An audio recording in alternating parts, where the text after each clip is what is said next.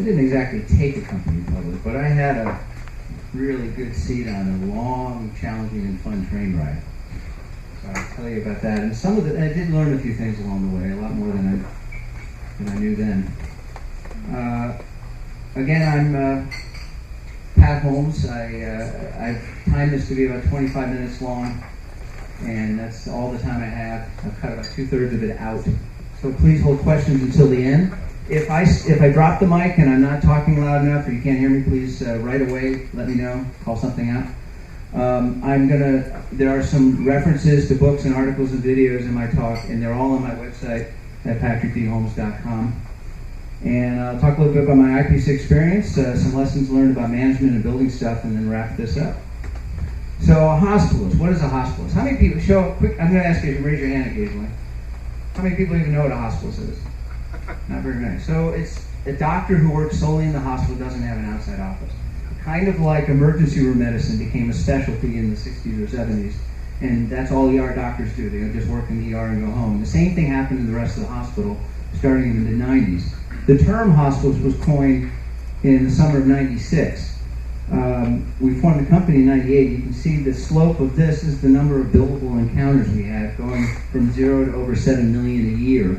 This is annual. And unfortunately, the stock price doesn't have the same kind of slope. But this was a happy day when our stock price went over 61.5, or it was 62.02 that day, meaning our capitalization was over $1 billion. Pretty cool day. It didn't last very long. So I met Adam Singer in January of 97 and his cousin, and they asked me to come and look at this prototype that they were building for this idea they had. And I'd been there an hour, and the cousin said, "Why don't you come work for us, and we'll give you like 10% of the company." Now, what I should have said was, yes, or let's talk about it. Instead of what I said was, I think we should date first before we get married. That's the last time I make that joke. So they went ahead, they did get seed capital in May of 97, $500,000.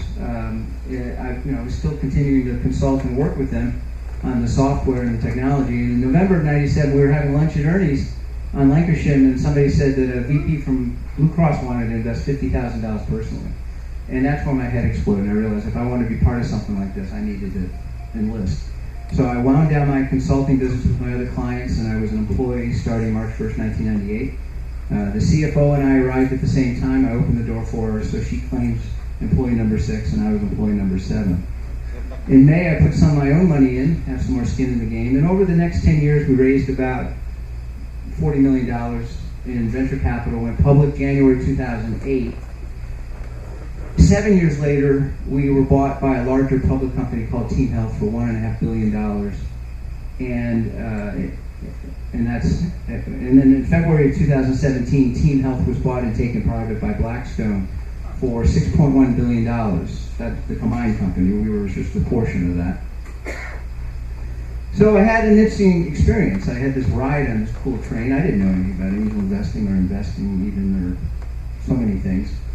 But, I got to be as part of a company from the cute business plan to getting some seed capital, actually forming the company, being a startup, growing it to 4,300 employees at the time that Team Health bought us, becoming bought. We were already a public company for those 7 years, and all that implies, like Sarbanes-Oxley, IT General Controls. That's a whole other presentation. Went from 0 employees to 4,300 at the time we were bought. The combined company, when we were bought this past February, was 25,000 employees. I went from being the IT department by myself to being one of 210 people in an IT department, right? With multiple VPs, multiple silos. One big difference between a small and a large company is in a small company, you learn how to get things done. In a large company, you learn how to get things done in a large company. So, for example, early on, I think it might have been the first 6 months, but we had hired 15 doctors in Chicago who were costing us $225,000 a month total, and they couldn't get privileges. The hospital was refusing to give them privileges, and it's because there was fear by the other doctors in the hospital that we would somehow steal their patients. They didn't understand or believe us that we said, no, we're not going to have an outside office. It's this new thing. We're going to be hospitals. So we were disrupting an existing market. In terms of getting things done, we had a key vendor on a very important project called me and say, I can't make payroll and I'm going to have to go into bankruptcy unless you can do something. And we were almost done with a really hugely critical, important project. And I went up, and my boss wasn't around for some reason. I went up to the CFO's office, asked for $125,000. And I don't remember what he asked for, but what I said, look, let's just pay off everything that's left on this contract. We'll take the servers, we'll hire one of his programmers, we'll finish it ourselves. And in the span of half an hour, that's what we did. That kind of thing just doesn't happen in a large company. There's just too many factors, too much politics and so on. A startup is not just a smaller version of a large company. There are different issues when you're creating a new market or you're disrupting existing markets. Another thing I think is in a small company, it's even more important that you have the right person in the right job, and do without until you find that right person.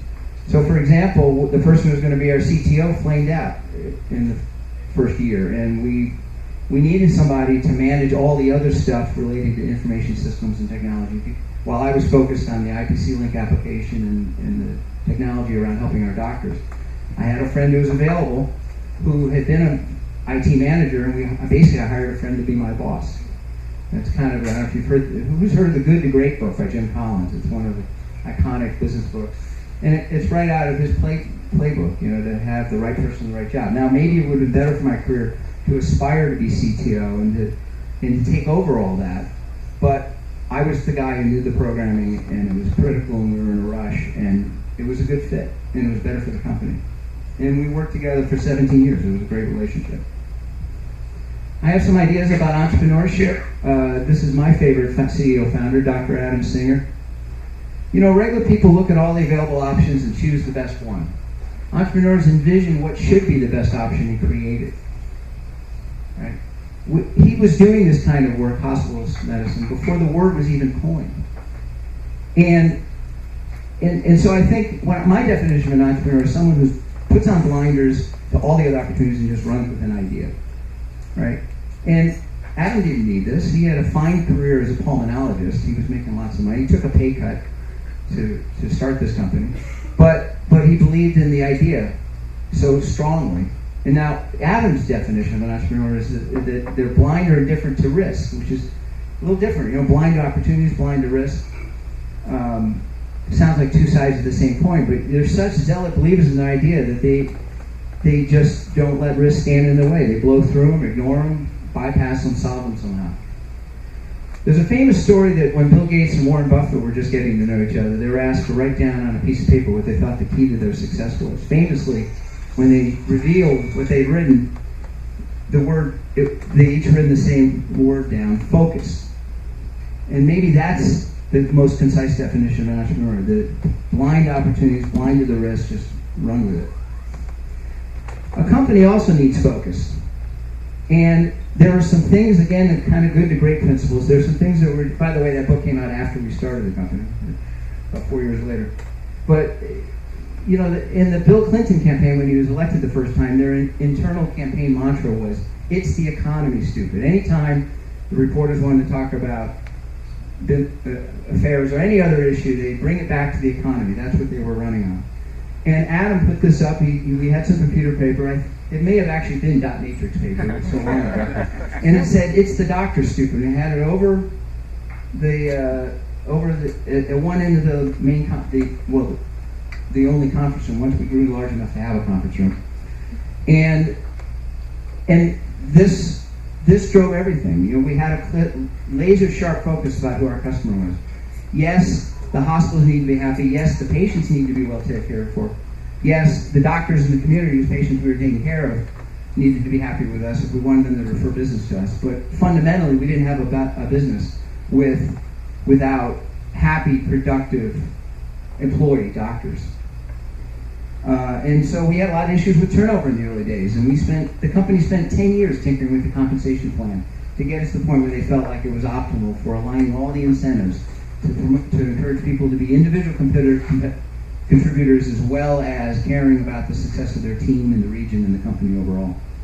We started having these quarterly leadership retreats. There must have been 20 of them. And we would fly 75 or 100 doctors to North Hollywood, and they'd sit in a conference room and listen to Adam explain to them how they're not really hospitals yet, and explain to them what it really means to be a hospitalist the way we defined it. We were thought leaders in this industry. And they'd take a tour of the office, and they'd find out why they were spending so much money on management. You know, we have 440 people in our billing office, and that's with 99.9% of it being automated, thanks to some integrations we did between our main database and the billing system. And so it helped the doctors feel like they were part of a team. Have some thoughts about managing employees. Some of the things I learned, or some of the things I learned very late, or things I would do differently the next time. First and foremost, it's easy, especially in a startup, to get caught up in the events. And to be highly reactive. And you want to be proactive. You want to be able to control how you spend your time, control the agenda, and be intentional. So if you're a manager, research what it means to be a manager and leader. Read the books. I have some excellent books on my website that I recommend, 2 in particular.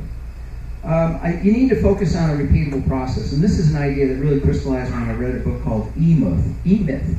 And the premise of the book is you should start your business as if you were going to franchise it 5,000 times, as if you were going to sell 5,000 franchises. And the principle is that if you can document a process and refine it to the point where the person who designed it can delegate to someone who doesn't understand as well, maybe is not as capable, and still get consistently good or great results, then now you've got a scalable solution, right? You've got a scalable system. You know, think about McDonald's. McDonald's does not, this is right out of E-Myth. McDonald's doesn't sell hamburgers. They sell a system that consistently produces hamburgers, right? You can go, a franchisee can buy McDonald's, a Chick-fil-A, follow the formula, and you'll get the same product no matter where you are in the country or the world. I was once asked by a bunch of startup CEOs if I had to choose between a difficult rock star and a good team player, which would I prefer? And I'm pretty adamant that team beats genius. There's a lot of hidden costs to having a difficult rock star. You see, you got a programmer, but everyone's always getting upset, and he drives people crazy, and he's defensive or combative, and you know, it's just not worth it. And if you're thinking in terms of systems and processes, and you get a good team functioning well together and follow some methodologies, which I'll be talking about, then it's just easier in the long run. Obviously, if you can get someone who's a rock star and a great team player, great, but who here's perfect, right? Tactically, you know, I had some success with, I read a book called The Hard Thing About Hard Things by Ben Horowitz, as in Andreessen Horowitz, the venture capital fund. And right away I instituted one-on-one meetings, regular scheduled one-on-one meetings, where the employee had to come with an agenda of things to talk about. And I don't have time to delve into it, but I recommend that book also. Think about it this way. You don't want your only checkpoint with an employee to be their annual review. To find out what your employees want now and in their career, surface and resolve issues at work, help them set goals to help them grow.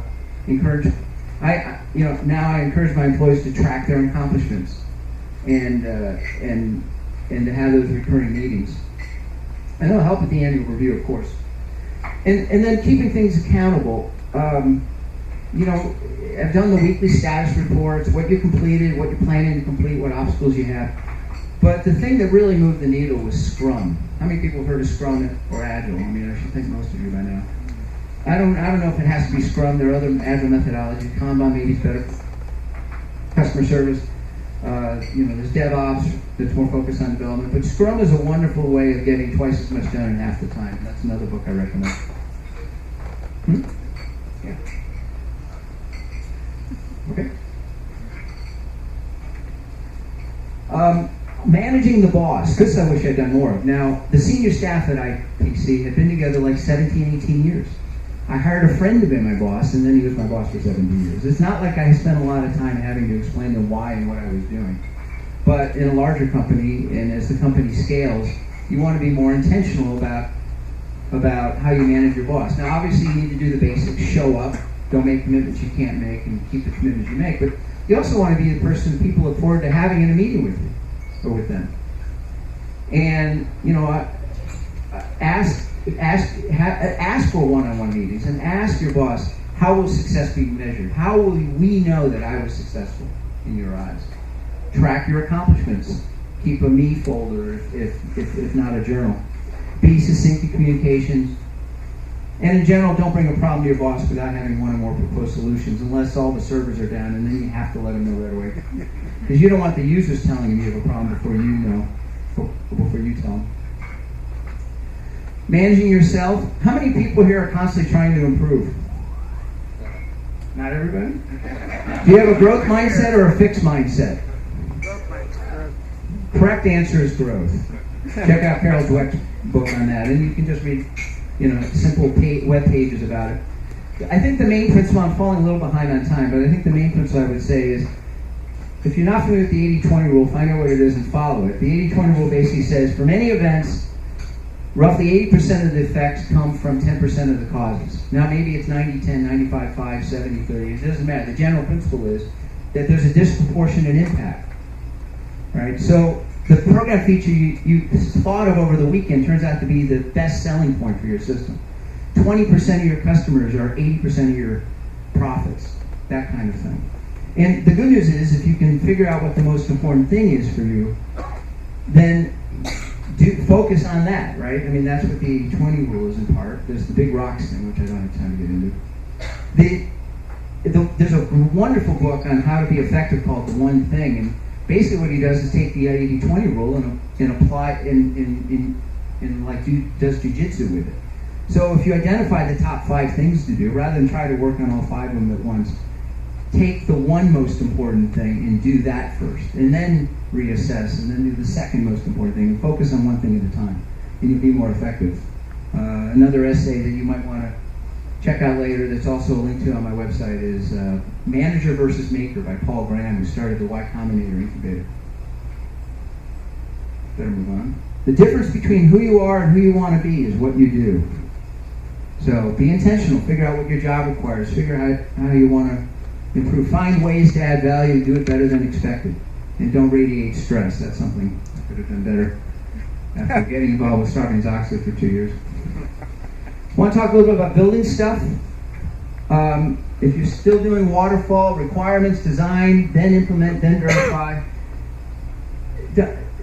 it's done. Don't do this anymore. There are a lot of people still doing this. Do some kind of agile methodology. And the point is to get immediate feedback. So what happens when you're doing waterfall is you get requirements and you do your design, and then you find out that you didn't understand the requirements correctly, or you didn't really understand, or the person who told you what they want didn't really understand what they want.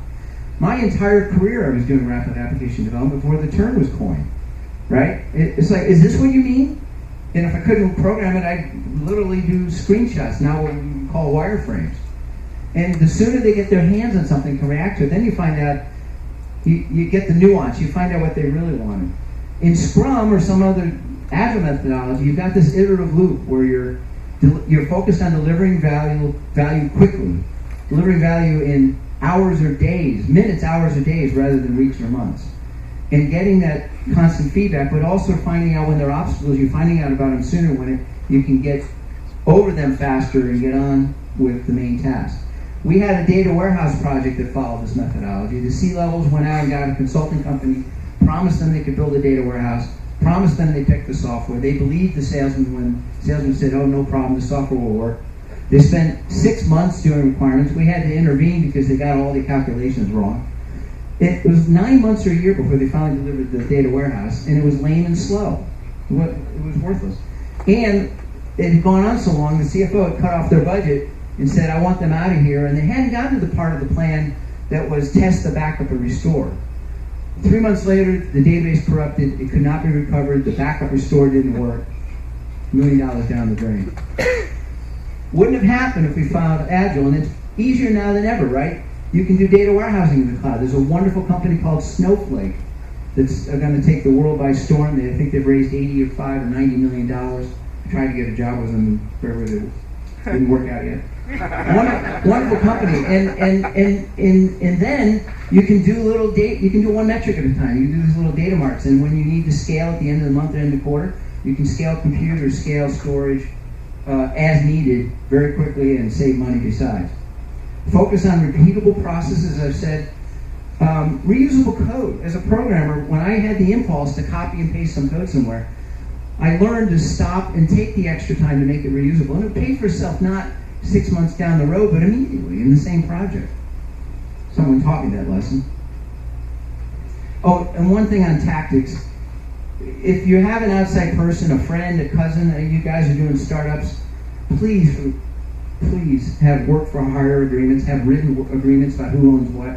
We didn't have that and we ended up with a lawsuit, an oral agreement, alleged oral agreement told 5 or 6 times different ways under oath, and 9 years later, 2 trials and an appeal and millions of dollars of pain just because we didn't have that work for hire agreement.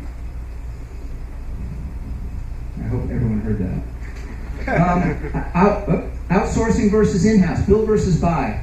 I don't really have time to delve into this, but I will say that you need to consider the alternatives and talk to people who have experienced it before you decide, I would say, because otherwise I could do a whole presentation of this, I think. Employees are expensive, it's hard to scale quickly, it's more painful to let go if the need arises. Outsourcing, though, there's a lot of hidden expenses, right? One of my friends calls it the blue room problem. You tell the programmers in India you need this room painted blue, and you come back and the doorknobs are blue, the windows are blue, everything's blue. So you have problems with communication, delays. Even if you're following Agile, it's less Agile. So some examples in terms of outsourcing or not, we have an Oracle database. And to hire an Oracle database would have been very expensive, and they would have been bored out of their skull. It was one instance, no cluster, very simple. At the end, it's still only maybe 600 gigabytes. It's just not interesting. So we had a remote DBA service, and we had an assigned DBA, but when that person went on vacation or whatever, then there are 15 other people that could look at the notes and back that person up. I mean, today more than ever, I don't think if I do another startup, I'm not going to have a data center. Everything's going to be in the cloud, right? Payroll, HP, AR can all be done in the cloud. We had 8 versions of the IPC Link technology that doctors use it for doing the billing. 3 of them in-house and 5 of them outsourced, and we experienced the good and bad of each. There is no panacea. Scale is the tricky one, because let's say I wanted to hire a DBA, but then that person left or died or went on vacation, then I got a problem, so now I need 2. In terms of managing vendors, I'm going to have to skip over the last few slides. I'm about 3 minutes behind it, see. But if you have a choice between the large, safe vendor who's so big and you think that they're going to support your software versus a small vendor, like those of you who are starting companies, and they're passionate about their product, and the product seems to work better, but you're afraid of how small they are, go small. The large company doesn't care. They ship product before it's ready to serve marketing goals. The small company you can probably be their reference customer. And generally, regardless of whether it's big or small, you should support your vendors. Be a beta site, give them feedback, be a reference customer. Get involved in their user group. We had a lot of issues with our medical billing system, and instead of whining about it further, I went to their conference. I ended up becoming president of their user group for 6 years, which helped IPC and helped them and helped the entire user community. Let me just move on. So I'm at this point, inflection point in my career. I got from conception to birth to death, if you will. I mean, the company's still going great. But now I'm looking for my next gig, and it's like, well, what would I do different? Be bolder, commit sooner, not make that joke. Manage up and sideways, make a bigger impact, be intentional, always have a can-do attitude, even if I'm dealing with Sarbanes-Oxley auditors.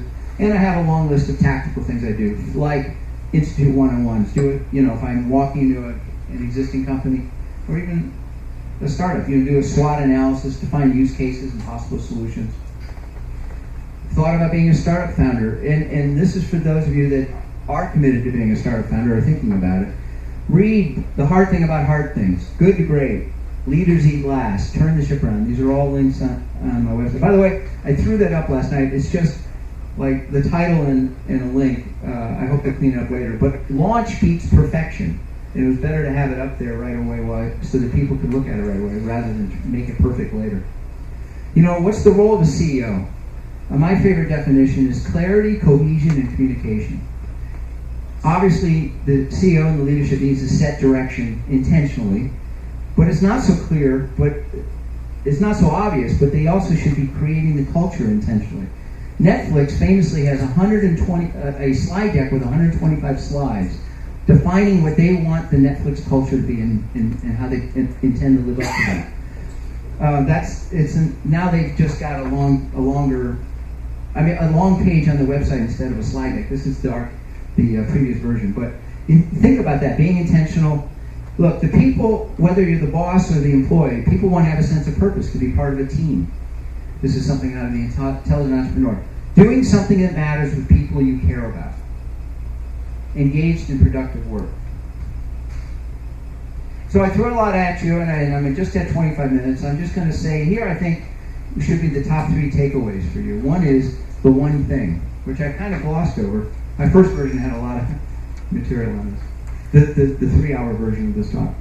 But focus on, it's not enough to know what the 5 most important things are, the 3 most important things are. You need to work on the 1 most important thing, because you need an unfocused block of time, and do that before your email. Nobody gets promoted for emptying out their inbox.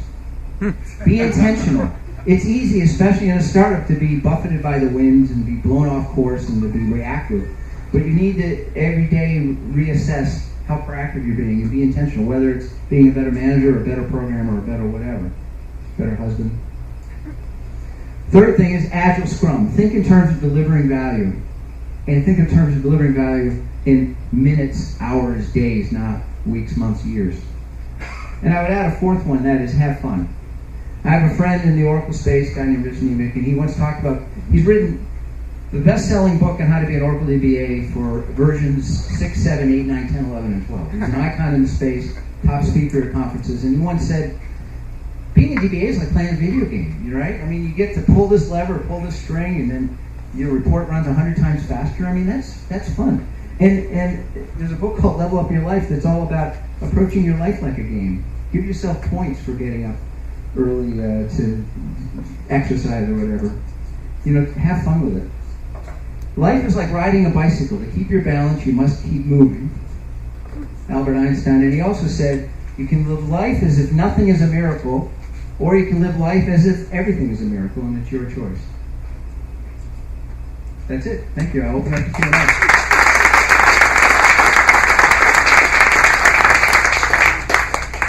Thank you so much, Patrick, for sharing that amazing presentation on lessons learned and toolkit information. I'm sure we could all relate to that. And I have to say, and really highlight, Agile development is critical, especially if you're developing a technology company, you're innovating some hardware, software engineer product solution. And actually, I don't know if you guys picked up on that, but we should coin the phrase RAD. Rapid Application Development. That was actually pretty rad itself. I've never heard that before. Is that new to you? It's new to me. I've never heard that before. Does anyone use that as an acronym? I'm a millennial. I should know these things. We're all about acronyms. Well, maybe it's too old. Oh, well, we need to revive it, is the point I'm trying to get at, because rad is rad. Let me add something. I didn't have time to go into it, but there's another book called Lean Startup. Yeah, oh, that is... Right? right? I've read that venture capitalists in Boston won't even look at a company unless they're talking the Lean Startup language. And I'm at that point too as an angel investor. So to me, Scrum is kind of a subset of Lean Startup. Lean Startup is about applying the scientific approach to starting an enterprise, whether it's a for-profit or non-profit or any kind of enterprise. Yeah, and that's a great book. I got it on audio, and the narrative is just amazing. Anyway, we're going to open up to Q&A now. John, we'll walk around with the mic. If you have a question, raise your hand. Make sure that you are phrasing your statements with a question.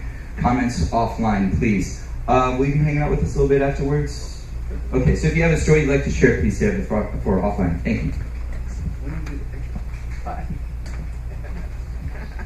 Hi, thank you very much for coming today. I really appreciate your presentation. So I've used both Agile and also Waterfall in my company, and also in previous workplaces.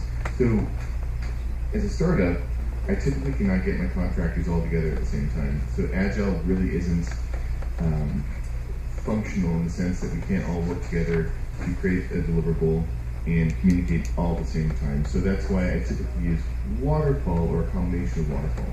So for I think a lot of startups, since we're using contractors who may also have other jobs and cannot dedicate a day or a couple days to get in a room together to bust out some great deliverables, what would you recommend in terms of not necessarily using waterfall, but not really being able to use agile, but still being able to deliver within the timeline you've articulated to your clients.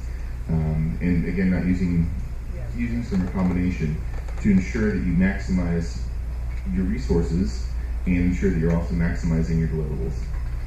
All right, so I have a lot of thoughts on this. One is we're using Scrum with a team in the Ukraine, 11 people in the Ukraine. I think it's a 10-hour time difference.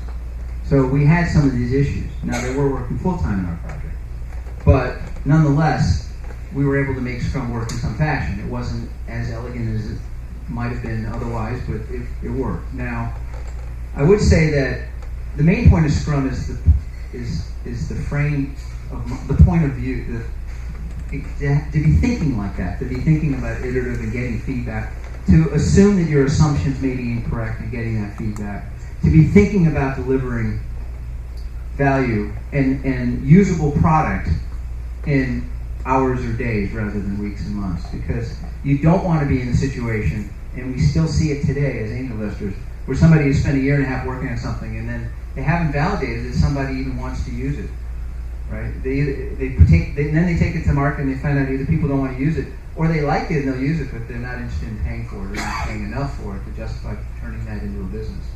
So we didn't do Scrum completely. You know, I would recommend in a situation like that is read Scrum, you might want to read about some other agile methodologies, at least Google it, and pick and choose what will work for you. And it is an evolution, and you will see benefit. We had a lot of trouble with some of our recurring sprint meetings, but our daily stand-up paid value dividends immediately. We had a programmer who would send an email off to a customer and say, I didn't quite understand this, can you answer this question? Not get a response, and then I was like, well, you know, at a weekly meeting, it's like, well, where are you with that project? So I'm still waiting for so-and-so. 2 weeks later, it's still waiting for so-and-so. In our daily meeting, it surfaced immediately. I'd call that person, we get the answer, you back to work the next day. So you can make it work in some fashion. You just need to start thinking that way, and the rest of the world's going that way. Over here, Pat. Yes. Hi. What ratio of your clinicians are contractors versus employees? Well, that's an odd question, but okay. It was about 2/3 were full-time, and about 1/3 were contractors or part-time. And the reason was, we were an oversized medical group. Instead of 5 or 10 doctors, we were 3,000 doctors. But each pod was its own medical group with 5 or 6 doctors. And you're in the hospital, so you're dealing with 24/7, right? You needed somebody in the evenings and weekends. So we found that using locum tenens, which is a fancy Latin term for a temporary doctor, and moonlighters and such, allow us to bridge that gap and create a call schedule that made our doctors' lives easier and kept the group happier. Does that answer your question? Up front. Yeah. Every market is under change and under evolution. And I imagine the healthcare market right now, given the legislation that's pending, is very much up in the air. The general question is, how do you what are some strategies that you take to deal with the fact that the market that you're aiming for is currently evolving, and specifically in healthcare, what does that translate into for you? Well, I think the good news is it's like, did everyone hear the question? Okay, so I think the good news is it's like a job security act, right? I mean, there's constant changes. It's like, well, what are we going to need an extra programmer for? And then, but then regulations change, and now we're working on something we never even heard of before. For example, one of the things that affected us the most and really disrupted our business model was this idea of value-based payments, and specifically the Bundled Payment Cost Initiative, which came out of CMS, which is the government organization that runs Medicare. And I went from not even having heard of BPCIS to it being the most important thing we're working on in the span of like 2 months. And one of the things it does is it pushes risk down onto the doctors and hospitals. In the fee-for-service world, you saw a patient, you got paid.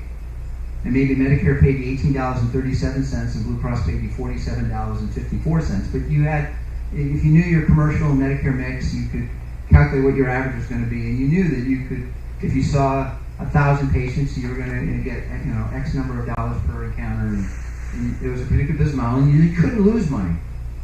But now, with value-based payments, you get a lump sum, and you're promising that you'll take care of the patient no matter what it costs. And we could actually lose money. And we're like, well, we could make more money. It's like, yeah, but we could also lose money. And we didn't know how to calculate risk, right? And insurance companies do that all day long, but doctor groups don't. And so the general answer to your question is, there's always going to be turbulence, and it's an opportunity. And you just have to go roll with the punches. I mean, we had all sorts of annoying things we had to deal with, like Sarbanes-Oxley. Still here? Good morning. Thanks for coming out. My question was, as someone who's been part of startups and invested, in regards to like your next rodeo, are you looking at it as an investor or as an active member of the startup in the same way, or do you look at them differently? So really, if I could reframe your question, I think you're asking, do I look at it through the lens of an entrepreneur or investor or as an employee? I mean, for me, they're kind of merged, right? I mean, I've done some quasi-entrepreneurial things over the years, and then I was part of this amazing entrepreneur story. I've invested in other companies that went out of business. I would prefer that the next check I write be a company that I'm part of, just because it's not giving money to strangers and hoping they stay in touch with you has an odd dynamic that I don't enjoy as much as building something and working with cool people that are cool. And so, my friends like, you need to focus. You need to tell us what you're looking for. And I was like, I don't know what I want. I just want an interesting problem, interesting people, and make some money, have some upside, have health insurance. Over here, Pat. One interesting problem I think that you probably had that my company is going through right now is the problem of, and this relates to the previous question about payments, is customer education, right? Like whenever there's an emerging market or there's turbulence in especially the way medical payments work, a lot of times you have a product that creates value for a customer, but you have to convince them of that. So how did you deal with that with hospitalists, and what advice do you have with like startups and customer education in general? Well, specifically to IPC, as I mentioned, I kind of got the order wrong in that first slide, but we were encountering resistance because it was a new idea and doctors felt threatened. And we had to educate the market and explain to them what, if they hadn't heard of this yet, explain to them what it means. Now, by the way, there's like 50,000 doctors doing this kind of work. I mean, we're way past the tipping point. And it was a struggle, but you just have to go out there and fight that fight. I had another really good thought on that, but I lost it. Oh well. Easy come, easy go. One last question over here. Sure. Hi, I as an investor, like an angel investor, like your next check that you would like write to, do you wish that company to be, what stage of that company do you wish it to be at? Like, are you setting an MVP or what stage? It's all about risk and de-risk at some level, right? And so people say, well, can you just come to the Pasadena Angels with just an idea? Well, yes, except we have a process in the way the funnel works that companies that have traction tend to be selected to move forward, and the other companies don't. And so, the earlier you are in a startup, the more impact you have and the more upside you can have. I mean, if a company's already got 37 employees and they're in revenue, I can't expect much equity, and they probably don't need my money. So, I don't know. I don't have a good answer to that question, really. All right, guys. Thank you so much for your questions and amazing answers from Pat.